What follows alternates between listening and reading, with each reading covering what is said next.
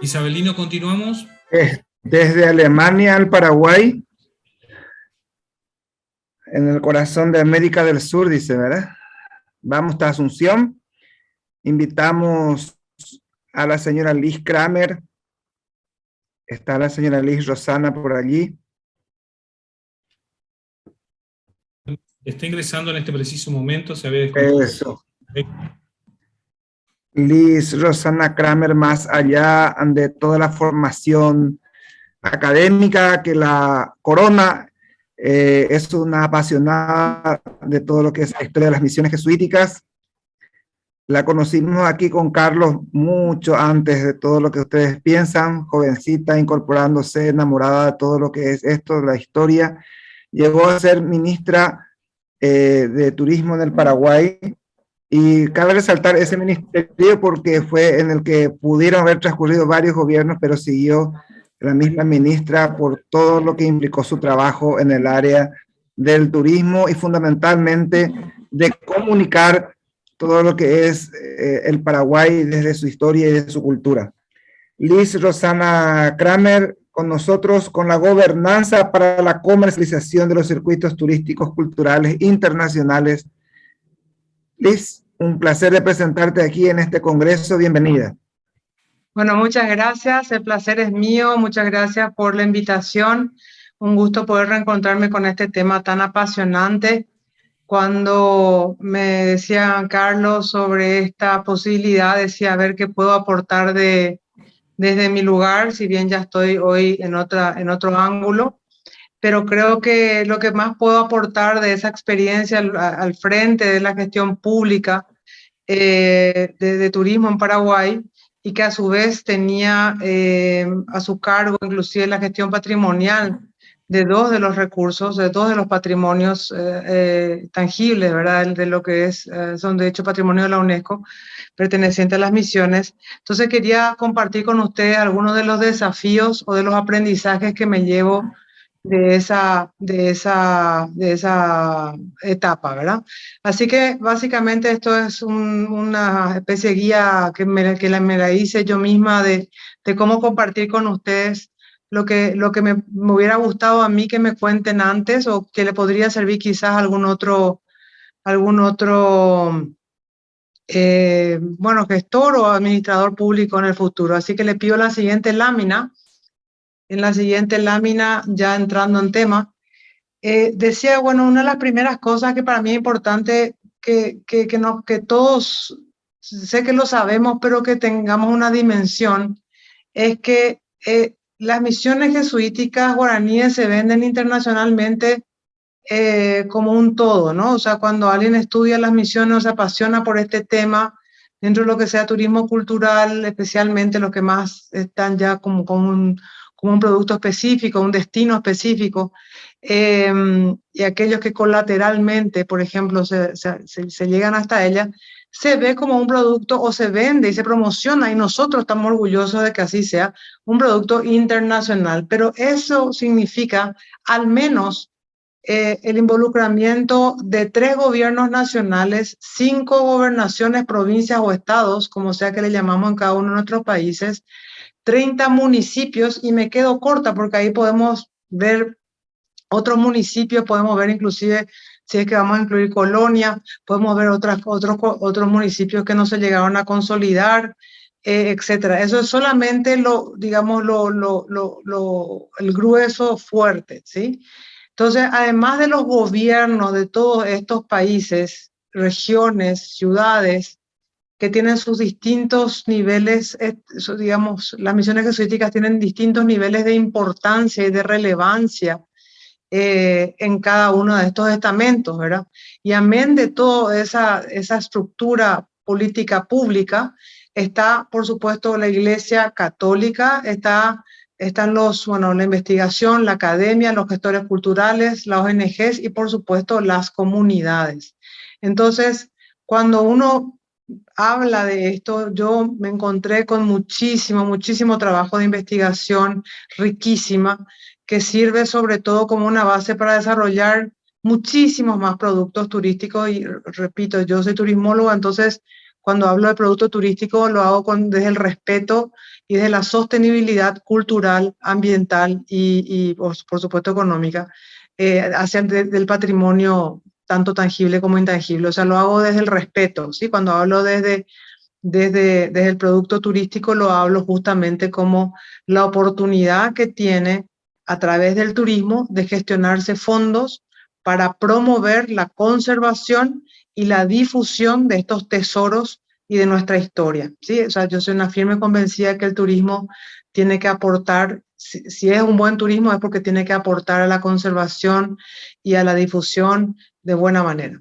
Teniendo eso en consideración, para hacerlo, para hacer que un producto sea sostenible, bien hecho, bien organizado, implica trabajar con todos estos niveles gubernativos, todos los involucrados, y eso ya tiene de por sí mismo digamos, una dificultad o un desafío, porque como repito, la relevancia no es solamente política, sino también o económica o, digamos, o social.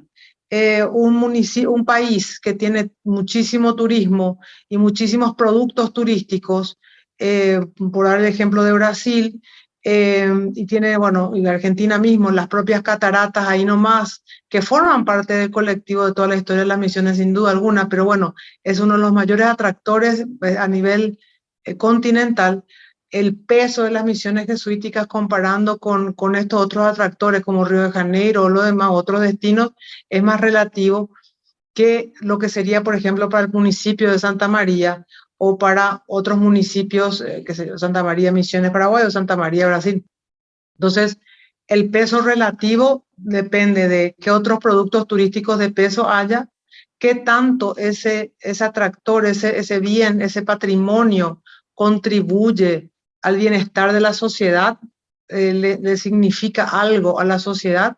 Y esto lo digo también con mucho, no sin dolor, porque muchas veces nosotros, los que nos apasionan esto, los propios investigadores, los propios, digamos, entendidos en la materia, saben de la importancia, pero si a un habitante de una localidad, esas piedras que están ahí, no les reditúan de alguna manera algo para su día a día, algún impacto en su día a día, son unas piedras que están ahí. Por más que nosotros le digamos que eso fue parte de una super iglesia y fue todo lo que le querramos decir, si no tiene una connotación, si primero no le enseñamos la importancia al público local, segundo, si no tiene una importancia en su día a día, es decir, no le provee o fuentes de trabajo o algún tipo de ingreso indirecto a la comunidad, es muy difícil hacer que la comunidad se empodere, la proteja, la promocione, etcétera. Y por ende, los políticos tampoco le van a dar la importancia necesaria porque no saben el impacto que les puede generar o no lo ven, ¿ya?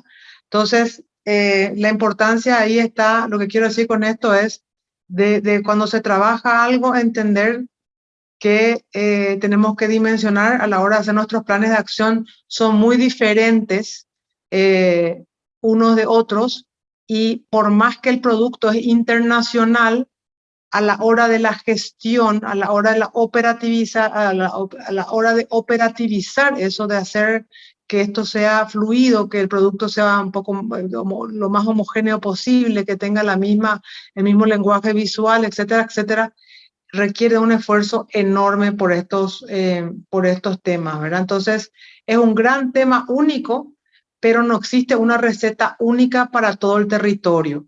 Es demasiado variado. Y esto lo digo por una experiencia que en la siguiente página voy a contar, ¿verdad? Vamos, por favor, a la siguiente página. Por favor, si me ayudan con la siguiente. Ah, acá está, sí, bueno. Ahí está. Entonces, para que un producto, una ruta, cuando se habla de ruta, pues se habla de un inicio, de un inicio y de una continuidad, ¿verdad? Entonces, y obviamente tendría que haber una ruta, tiene que ser relativamente homogénea, ¿sí?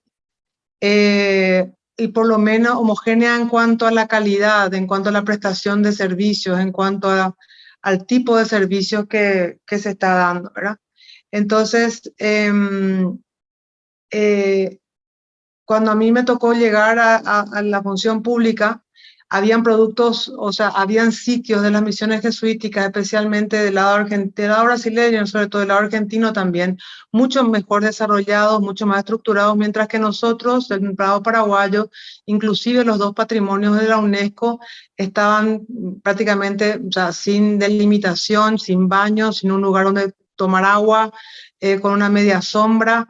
Entonces, difícilmente hablar de un producto internacional cuando algunos de los componentes, sobre todo tan fuertes como son dos patrimonios de la UNESCO, estaban tan fuera del rango, digamos, de la calidad de lo que se pretendía.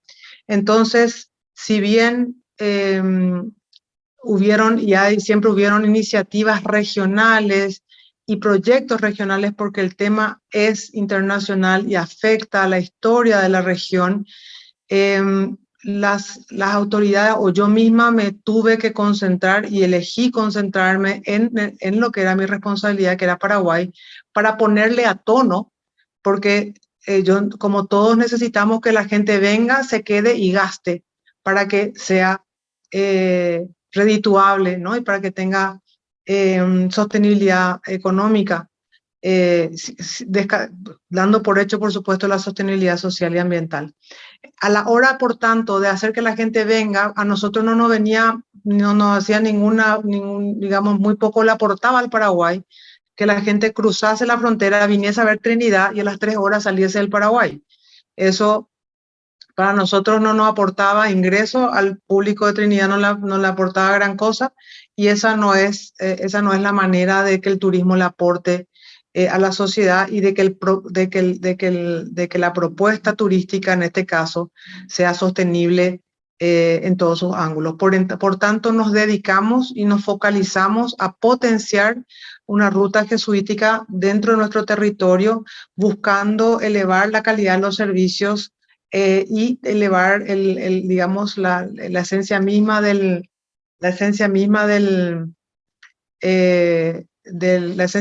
producto en sí, ¿verdad?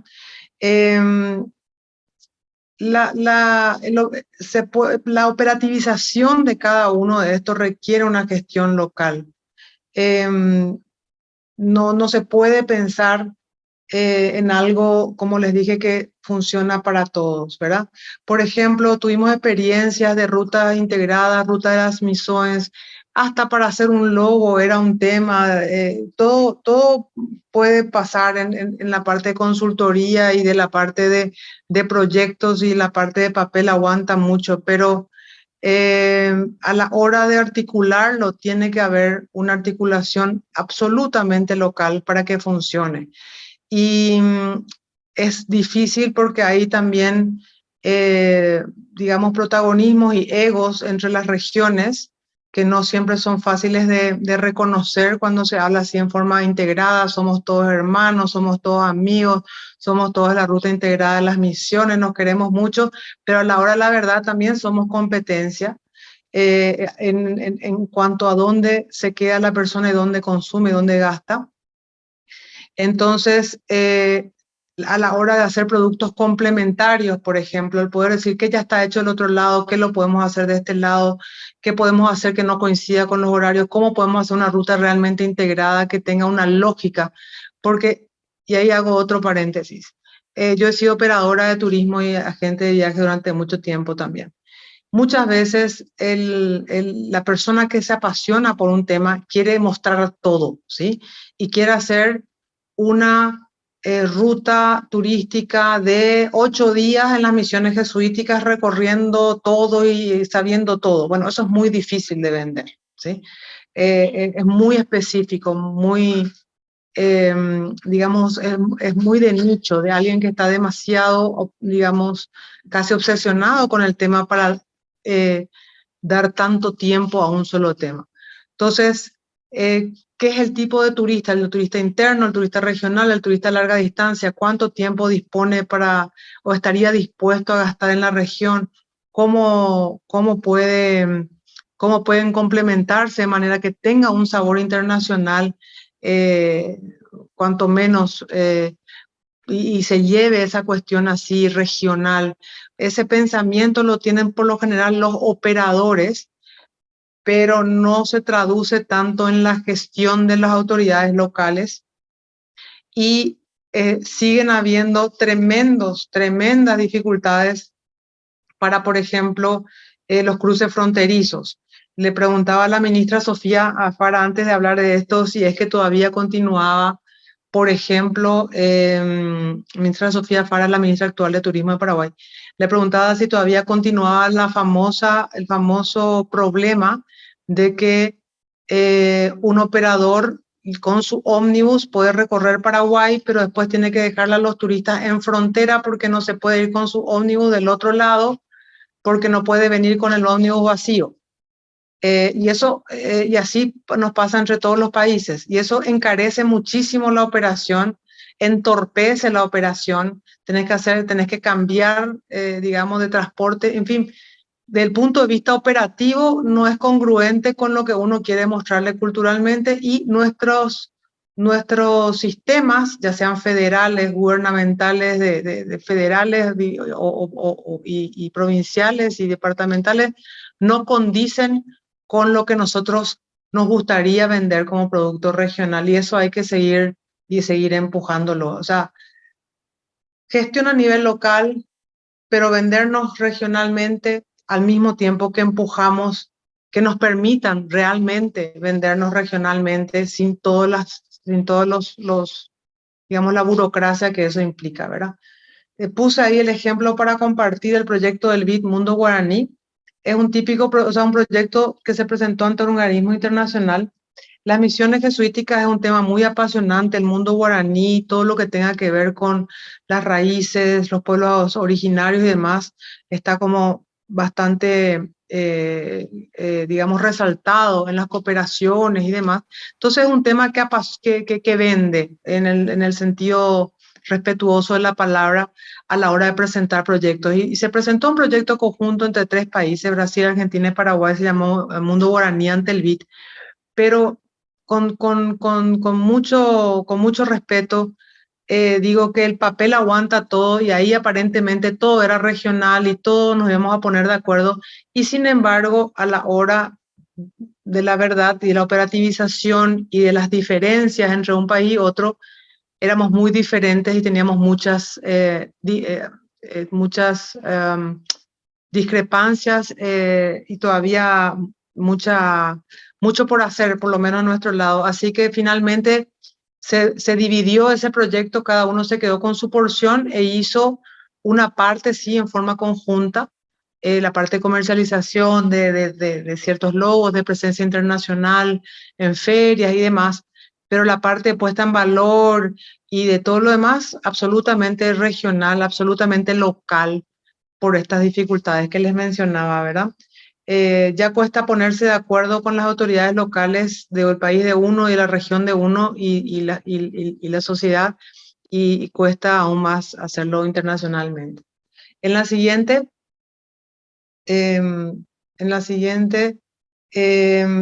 a eso es lo que le decía, que la gestión cultural a veces está en disonancia con la realidad comercial, ¿verdad? O sea, hay veces que queremos mostrar tanto que lo comercialmente no es viable. Y esto, yo sé que estas palabras que yo hablo de comercio, producto y compañía le pueden dar un poco de picazón a gente que está más vinculada digamos, al arte, a la esencia, a la religiosidad y demás.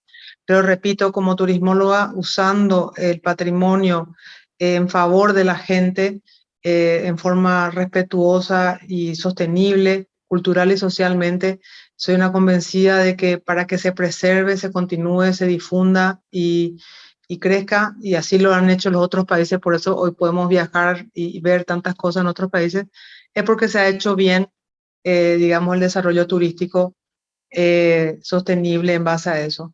Y se ha pensado, o se ha llegado a un punto, el tiempo ha hecho que lo comercial, digamos, no banalice, que ese es otro riesgo, ¿verdad? No banalice la esencia cultural o la religiosidad, pero que al mismo tiempo el contenido no no inviabilice comercialmente los productos, ¿verdad?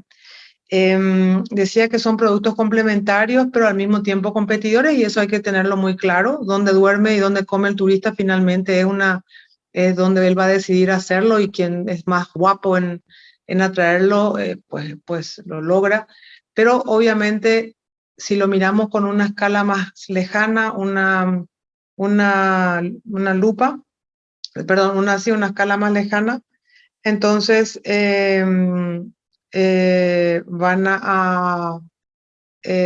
va a verse que a la hora de vendernos, sobre todo a mercados de larga distancia, nos conviene digamos, lo transnacional, porque es más atractivo llegar a un país y decir que, o sea, llegar a un destino y decir que me fui a otro, ¿verdad? La armonización ya lo hablé, tanto en calidad de producto específico como en los servicios que se presta, y no puede, hay veces un intendente de una localidad pretende el mismo esfuerzo o inversión en su localidad que otro que tiene más patrimonio. Y ese intendente o esa sociedad tiene que entender que, digamos, lo que tiene de patrimonio tangible no es suficientemente atractivo con relación al otro atractivo. Entonces lo que tiene que buscar es qué más puede darle dentro de las grandes excusas que hay de este tema para complementar y no, digamos, desgastarse por pretender que le den la misma importancia, y voy a ser un poco tosca en esto, qué sé yo, a unos remanentes edilicios de pocos que existan con relación a cosas más monumentales. Obviamente el turista busca eso, ¿verdad? Pero al mismo tiempo no significa que no pueda hacerse nada. Imagínense que en los campos de Waterloo, allá en Francia, no hay nada, son campos abiertos, pero es el sonido, es la historia, es el cómo lo cuentan, todo lo que te hacen vivir, que finalmente se consigue una experiencia, ¿verdad? Todo pasa por una experiencia, ¿verdad? O sea, todos pueden competir, pero los productos tienen que ser atractivos y tienen que tener su propia valía para el turista. Hay otra disonancia que el sector privado empuja, estoy hablando sobre todo operadores, agencias, y no siempre la parte pública le sigue la corriente a la velocidad, por lo menos, y eso en la parte de migraciones, de cruces, fronterizos y otras cosas, sigue siendo una realidad. Yo me acuerdo que como yo era ministra y Paraguay es más chiquito y bueno, uno llega más rápido, mientras que en otros países quizá era un poco más difícil llegar hasta lo federal. A mí me tocaba a veces, digamos, empujar cosas de misiones jesuíticas a nivel de mis colegas de otros países, porque bueno, teniendo tantos otros productos y tan grandes son sus países que bueno, que hay que hacer fila, ¿no? En su atención, y eso es entendible. Por eso hablaba de la disparidad de importancias relativas con relación a otros productos y al tamaño del país y demás. Y por eso a veces las autoridades no siempre dimensionan o acompañan la velocidad del sector privado, ¿verdad? Pero ahí hay una oportunidad, y se los digo como quien estuvo de ese lado del mostrador.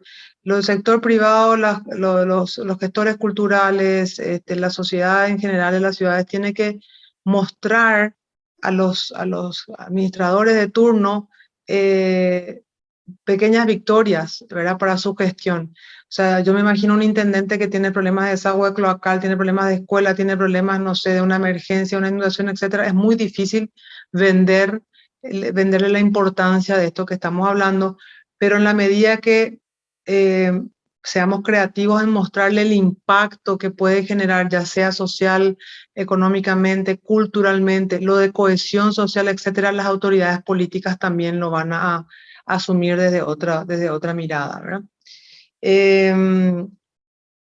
Bueno, hablé de la conectividad que sigue siendo desalentadora, y hay otro tema, que el sector público, bueno, tenemos cambios políticos todo el tiempo, elecciones municipales, gobernadores, presidenciales, y eso es el reempezar de vuelta y empezar de vuelta, y bueno, eso es así. Y a veces alguien me decía, o en mi caso yo me quedé muchos años, pero Después me fui a otra institución y me decían, bueno, nosotros estamos cansados que el Estado tal cosa, y yo le decía que me dice, o el que empezaba con esa frase, mire, yo no puedo hacer nada por su cansancio. Si usted lleva 15 años trabajando por esto y está cansado, yo no tengo cómo devolverle los otros 15 años que usted haya perdido. Lo único que puedo hacer a partir de ahora, ¿qué puedo hacer, ¿no? Alguien después pregunta y respondo a las preguntas que puso el señor sobre los mercados. Hay todos estudios de esto, estudios de corta, mediana, larga distancia, todo tiene que ver con la conectividad. Eso es todo pre-COVID, hay que ver después post-COVID. Termino con este tema del cambio político. Lo que les quiero decir del sector público, lo que les quiero decir es que no se cansen de que ante nuevas autoridades verlo como una oportunidad. Siempre una nueva autoridad también tiene ganas de dejar su impronta, entonces es como al comiencito agarrarles y mostrarles los beneficios que puede traerle esto a la visibilidad de su gestión y más allá, no estoy hablando de un beneficio neutro, sino un beneficio genérico, ¿verdad? Hacia toda la sociedad. Siguiente, por favor. Y bueno, más o menos terminando, les decía que tenemos que tener una visión global compartida, más productos complementarios entre sí y otros productos, o sea, los productos principales más complementarios entre sí y más productos complementarios al producto central. Eso es, por ejemplo, no sé, el tema de la yerba mate, el tema del idioma, el tema de la medicina alternativa. En fin, esas son todas cosas que se pueden desarrollar productos y seguir desarrollando, algunos ya están, seguir desarrollando productos en base a esos temas que hacen al patrimonio tangible e intangible de las misiones, ¿verdad? Pongo ahí como un tema de no decaer en empujar ante las autoridades las problemáticas de conectividad, y puse también ser entusiastas pero prudentes a la hora de la comercialización para evitar defraudar. ¿A qué me refiero con esto? Que hay que empujar, hay que venderlo regionalmente, hay que venderse internacionalmente, es verdad, pero que a la hora del diseño de los productos seamos prudentes de casa para adentro, me refiero aquí regionalmente, sabiendo nuestras dificultades, para tener márgenes que nos permitan, con la ayuda de nuestros colegas del otro lado de la frontera, salvar situaciones y que digamos, la experiencia de las misiones jesuíticas sea al final positiva. De nada sirve una persona que se fue a las misiones jesuíticas y tuvo una mala experiencia, rebotó en la frontera, no pudo pasar, no sé, algo pasó. No se va a acordar muy bien de un solo lugar, todo el conjunto se va a quedar como dañado, ¿no? Sigue siendo un tema y va a seguir siendo un tema atractivo para presentarse ante cooperación internacional.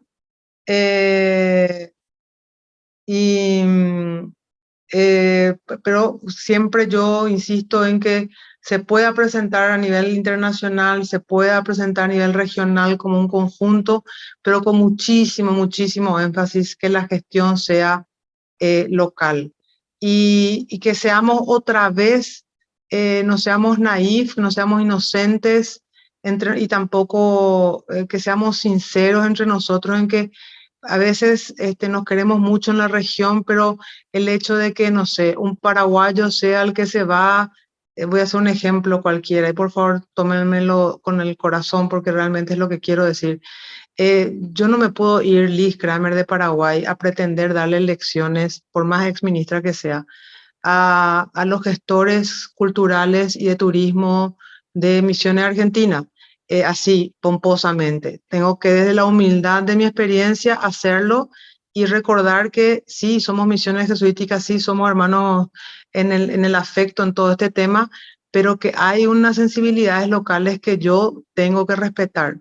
Y eso pasa en cada uno de nuestros países. Entonces, es importante si yo voy a hacer algo o si vamos a suponer, no sé, me contratase el BID para hacer algo, yo diría, bueno, ¿quién es un referente local muy querido y muy respetado en la región a quien sumarme para que no me vean como que estoy quitando espacio a un local, ¿ya? Entonces, a eso me refiero, es alguna recomendación que me permito dar desde la distancia. Desde la distancia del no estar ya o sea, desde la libertad que te da el no estar en la posición, ¿no? Como un ejemplo. Así que presenten proyectos regionales, pero con mucha connotación local y con mucho respeto a los actores locales. Y voy terminando, si me ponen en la siguiente página, creo que ya terminaba diciendo que los productos sean... lo del tema de los diagnósticos.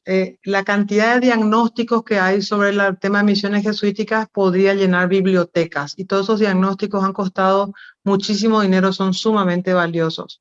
Por supuesto que siempre hay que tener una actualización y ver cómo está en el estado las cosas, pero cualquier proyecto, ya con la palabra diagnóstico,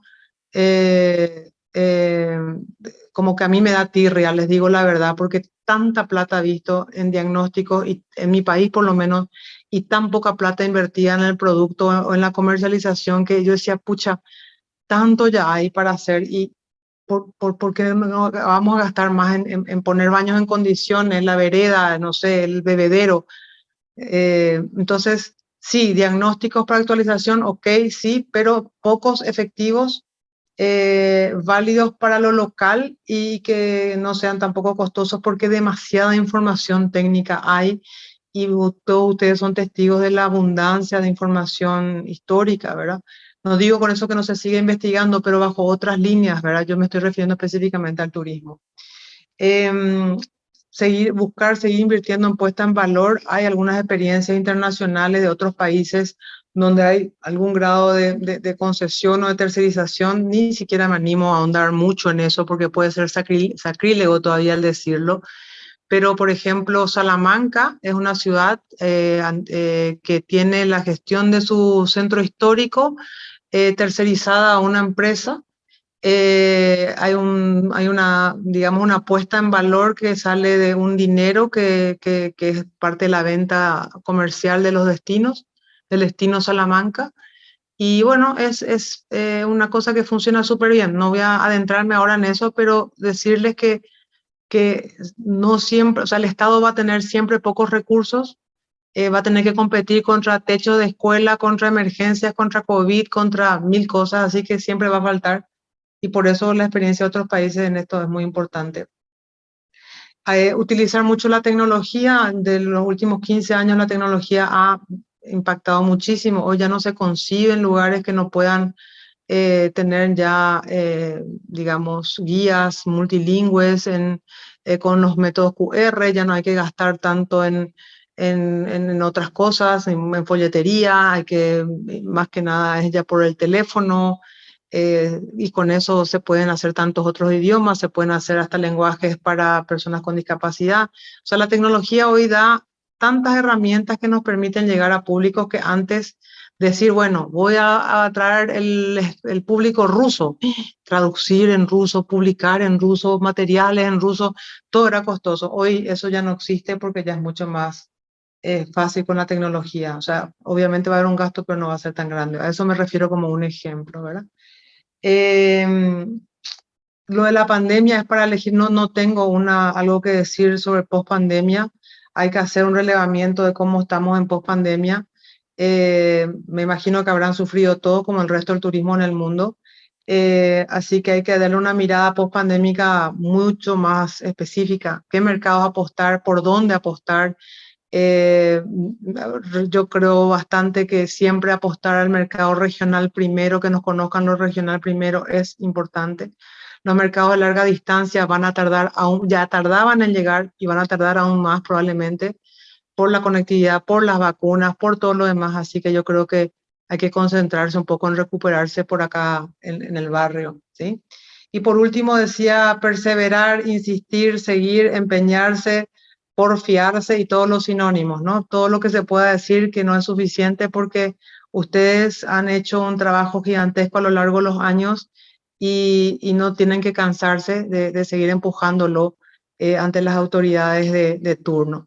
Y bueno, ese es mi aporte, señoras, señores, es lo que quería, lo que me hubiera gustado poder transmitirles, y, o sea, les agradezco la oportunidad de transmitir eso. Muchas gracias. Qué gusto, Liz. Cuánto aporte, qué claridad. Nos conocemos hace muchos años y siempre con la misma claridad de concepto de dónde ir, más allá de que uno le echa flores a una amiga. En lo profesional realmente se ve tu pasión todavía intacta y tu conocimiento del tema.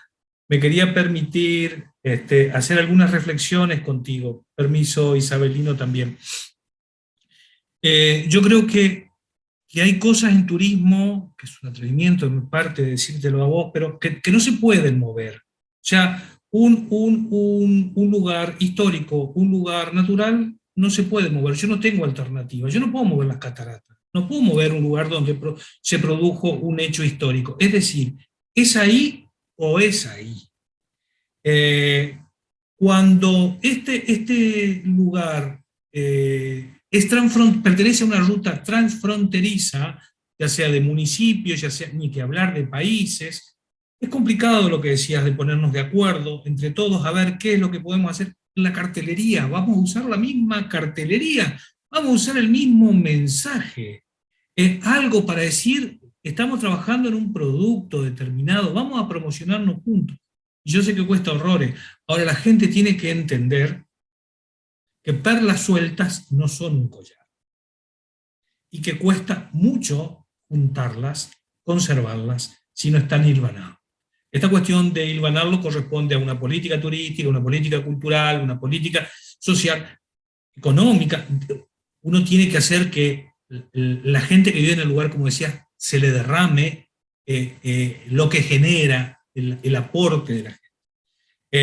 Indudablemente, yo no diría que hay mucho por hacer, sino que está todo por hacer, siempre estamos barajando y dando de nuevo. Parece que cada vez que hay cambio no sé si llamarlos políticos, de autoridades, como que estamos jugando con este mazo de cartas, hay que barajar y de nuevo, y se pierde un montón de tiempo porque nunca se llega a implementar.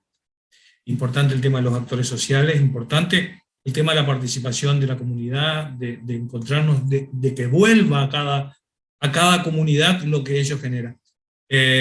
La verdad que es un gusto, no quiero extenderme, yo quiero dejar lugar a gente que veo algunas preguntas en el chat. Isabelino, te dejo a vos. Liz, muchísimas gracias por acompañarnos como siempre. Gracias a vos, un gusto. Muy bien, entonces dejamos abierta alguna consulta que podamos hacer a la señora Liz, aprovechando acá su presencia. A ver si, José Roberto, ya funciona tu micrófono para poder participar allí. ¿Tenía algunas intervenciones? Si no, léelas, Isabelino, y avanzamos con la respuesta desde ahí, si las puedes ver. ¿Puedes verla? Sí, no, un comentario que él hacía más acá que pregunta, ¿no? Comentaba en principio de que hay una experiencia que se hizo ya posterior, no sé si Liz está en conocimiento de esto, de unas caminadas, de una peregrinación, diríamos nosotros en español, ¿no? Entre San Ignacio Guazú, pasando por la Argentina hasta Santo Ángelo, en el Brasil, durante 30 días. Se hizo una segunda versión antes de la pandemia y eso comentaba ahí, y luego le respondías también respecto a los distintos mercados cercanos o distantes, Liz. Eso era un poco el aporte de... Tal vez el amigo lo que quiera significar es de que existe interés por un paquete o un tour de 30 días. Sí, los va a haber. Ahora, ¿cuántas personas pueden permitirse 30 días? Yo me quiero ir a hacer el Camino de Santiago de Compostela hace no sé cuántos años de mi vida y nunca pude todavía, ¿verdad? Entonces, a lo que quiero significar es que siempre va a haber un nicho que pueda hacerlo, ¿verdad? Y ojalá ese tour de 30 días o de la peregrinación o de menos días inclusive pueda promocionarse y va a haber un nicho para eso, pero no va a ser un nicho, nunca va a ser muy masivo, porque no es un tiempo... sí, José Roberto, me dice si hay millones de caminantes en el mundo, sí. Yo no estoy contradiciendo el hecho de eso, sino que esos caminantes por el mundo igual tienen muchos, yo estoy siendo práctica, estoy siendo pragmática, yo no estoy diciendo algo que sea lindo de escuchar necesariamente, ¿sí? Estoy diciendo algo como vendedora, como comercial, como gestora pública. Me encantaría que vengan todos los caminantes del mundo a hacer la ruta de las misiones en 30 días.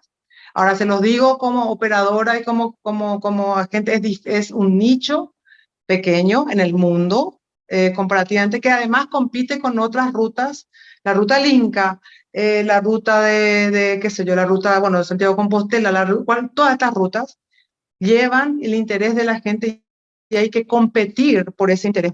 Tengo que decirle, tenés que tus días de caminar de este año o de este semestre, usarlas aquí, en América del Sur, en las misiones jesuíticas, ¿verdad? Entonces, evidentemente, para eso hay que competir, para eso hay que desarrollar, pero primero hay que desarrollar el producto. El producto se desarrolla pensando en el público. Como ese es un producto para un público de nicho, se desarrolla ese producto para ese público de nicho.